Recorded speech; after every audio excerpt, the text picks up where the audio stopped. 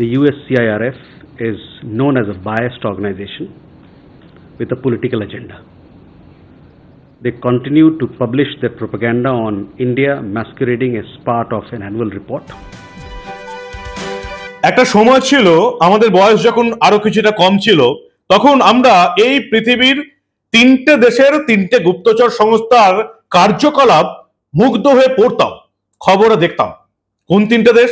America, তাদের CIA, central intelligence agency; Russia, তাদের KGB; এবং সবচেয়ে যেটা বড় ছিল, ইসরায়েলের মোসাদ। এই মোসাদ, সিআইএ, কেজিবি, এদের কর্মকাণ্ড, এদের যারা গুপ্তচর ছিলেন, গোটা পৃথিবী জুড়ে তারা যে কর্মকাণ্ড করে বেড়াতো, দেশের শত্রুদের কিভাবে খতম করে দিত, নিকেশ করে দিত, আমরা একটা সময় সেটা পড়তাম, দেখতাম, অবাক বিস্ময়ে তাকিয়ে থাকতাম। ঠিক সেই জায়গাটা এখন নিয়েছে আমাদের গুপ্তচর সংস্থা, আমার দেশের, আপনার দেশের গুপ্তচর সংস্থা রিসার্চ অ্যান্ড অ্যানালিসিস উইং। এবং সেই কে এখন ভয় পাচ্ছে আমেরিকার বিভিন্ন সংস্থা। তাই এই সময়ে এখন ভারতকে বদনাম করার পাশাপাশি ওই ইউএসএড এবং তাদের টাকা ছড়িয়ে কিভাবে বিভিন্ন দেশে আমেরিকা থেকে প্রভাব প্রতিপত্তি বিস্তার করা হতো ট্রাম্প সরকার আসার পর আপনারা দেখতে পেরেছেন। কিন্তু সেই টাকা তো এখন ছড়ানোও আছে, টাকা ছড়ানোর সেই রিপোর্ট প্রকাশ্যেও এসছে। কিন্তু সেই রিপোর্টে এর সমালোচনা করা হয়েছে, এবং যে সমালোচনা দেখে আমি অন্তত খুশি হয়েছি। কি আছে এই ভয়ঙ্কর প্রতিবেদনে সবটা শোনাবো আপনাদের। এই গুরুত্বপূর্ণ প্রতিবেদন শেষ অবধি দেখুন।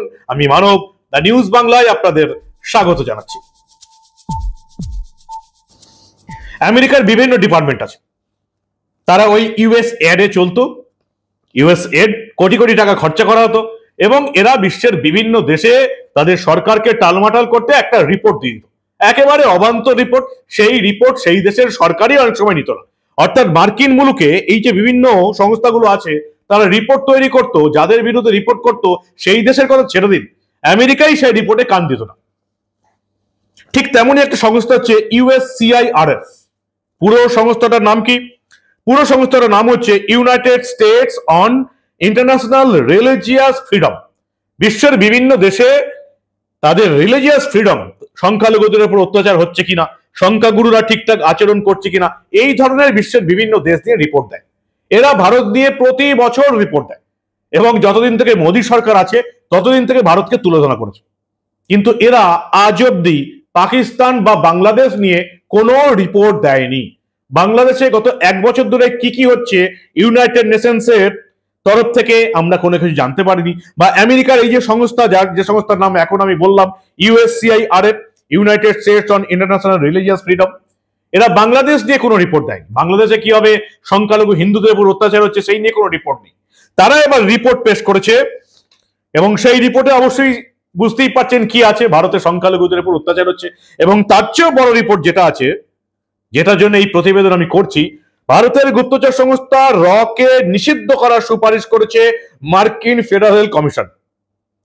রিসার্চ অ্যান্ড অ্যানালিসিস উইং, ভারতের গুপ্তচর সংস্থা। কি এমন কাজ হলো যে ভারতের গুপ্তচর সংস্থা কে নিষিদ্ধ করার সুপারিশ করেছে? কেন সুপারিশ করছে সেটাও আছে।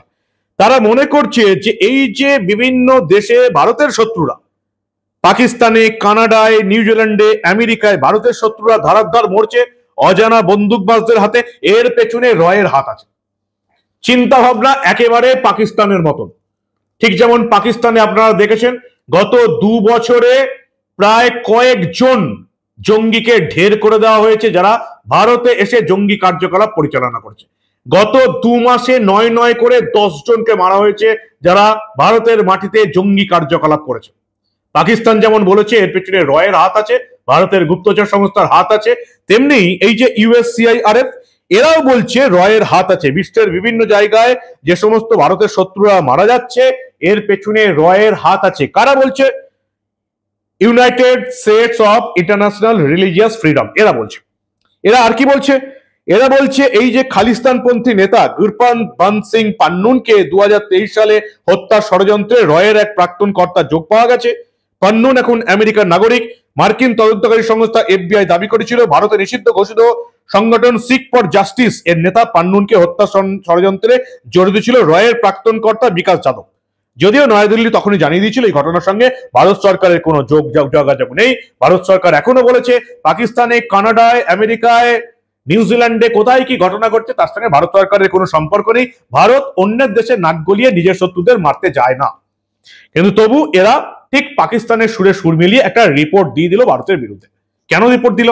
ওই যে ইউএস এড এর উপর চলতো, তারা তো টাকা দিয়ে গেছে, এখন নয় বন্ধ করে দিয়েছে ট্রাম্প বাইডেন সরকারের পতনের পর, তারা রিপোর্ট বার করে দিল। এই রিপোর্ট গুলো কাদের সহযোগিতা করবে? বিশ্বের বিভিন্ন দেশের বিরুদ্ধে এরকম রিপোর্ট বেরিয়েছে, তাদের যারা বিরোধী দল তাদেরকে সহযোগিতা করবে। কারণ তারা চায় বিশ্বের প্রতিটা দেশে, বাংলাদেশে যেমন তারা পাপ্পু বসিয়ে রেখেছে মোহাম্মদ ইউনূসের নামে, তেমনি বিশ্বের প্রতিটি দেশে এরকম একটা পাপ্পু বসিয়ে রাখতে, যাতে তারা ব্যবসাটা ভালো করে করতে পারে। ভারতের সেটা সম্ভব হচ্ছে না। 2014 পর থেকে নরেন্দ্র মোদী সরকার ক্ষমতায় আসার পর তৃতীয়বার শপথ নিয়ে নিয়েছে। 14, 19, 19-এর পর 24-এ ভোটে জিতে গেছে। কোন পাপ্পুকে ভারতের সরকারে বসাতে পারেনি। যদিও বিজেপি যেমন আগলিবার 400 পারের ডাক দিয়েছিল, বিজেপির আসনকে 240-এর মধ্যে সীমাবদ্ধ রাখতে পেরেছে তারা।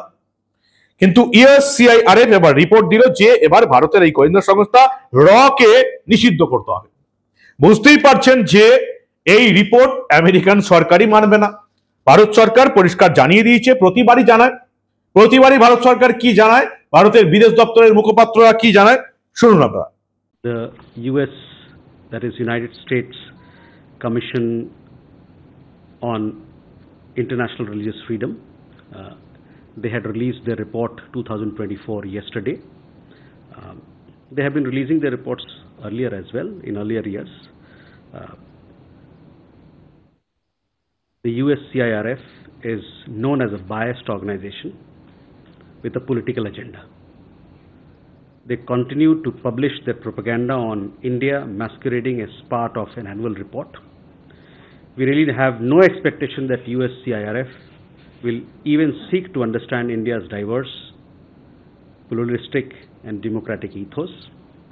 Their efforts to interfere in the largest electoral exercise of the world will never succeed. বিদেশ দপ্তরের মুখপাত্র রণধীর জয়সওয়াল পরিষ্কার জানাচ্ছেন যে আমেরিকার ফেডারেল কমিশনের এই রিপোর্টটি বিদেশ মন্ত্রকের নজরে এসছে। এই রিপোর্টে আবার পক্ষপাতমূলক এবং রাজনৈতিকগতভাবে উদ্দেশ্য প্রণোদিত মূল্যায়ন করা জারি হয়েছে। আমেরিকার আন্তর্জাতিক ধর্মীয় স্বাধীনতা সংক্রান্ত কমিশন কিছু বিচ্ছিন্ন ঘটনাকে ভুলভাবে উপস্থিত করার চেষ্টা করছে।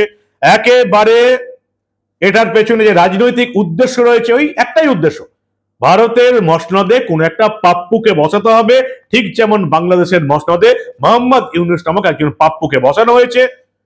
যদিও এই মুহূর্তে ট্রাম্প সরকার ক্ষমতায়, যার সঙ্গে মোদী সরকারের বন্ধুত্ব রয়েছে, এবং বাংলাদেশে পালাবদল আর কয়েকটা দিনের অপেক্ষা।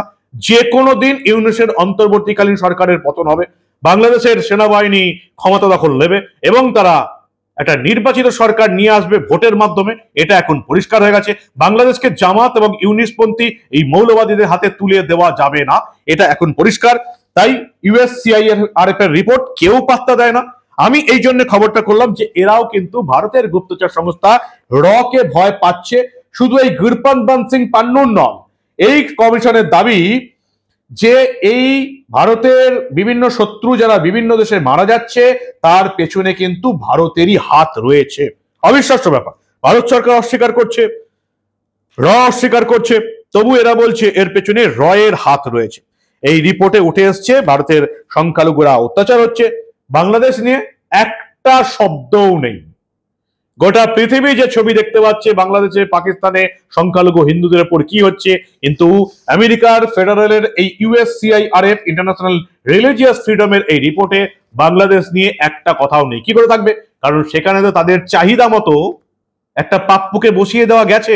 টার্গেট এখন ভারতবর্ষ। যেন তেন প্রকারণে ভারতে মোদী সরকারকে সরাতে হবে এবং একটা পাপ্পুকে বসাতে হবে যাতে আমেরিকা পুরোপুরি ভারতকে দখল করতে পারে। একবার তো আমরা ব্রিটিশ শাসনাধীনে ছিলাম, এবার কি আমেরিকা, চীন এসব দেশগুলো আমাদেরকে প্রত্যক্ষভাবে না হলেও পরোক্ষভাবে দখল করে নেবে? সেটাই কি আপনারা চান? আপনারা কি চান সেটা নির্ভর করবে আপনাদের উপর। এই ধরনের একেবারে বাজে ফালতু রিপোর্ট দিয়ে আমেরিকার সরকারকেও বিশ্বাস করানো যাবে না। ভারত সরকার একেবারে ছুলে দিয়েছে এই সংস্থাটাকে। কি বলবেন আপনারা? আপনাদের মূল্যবান এবং গুরুত্বপূর্ণ মতামত জানান দা নিউজ বাংলার কমেন্ট সেকশনে। আমরা কিন্তু দেশে বিদেশে ঘটে যাওয়া এই ধরনের অনেক ঘটনায় চেপে রাখতে দেব না।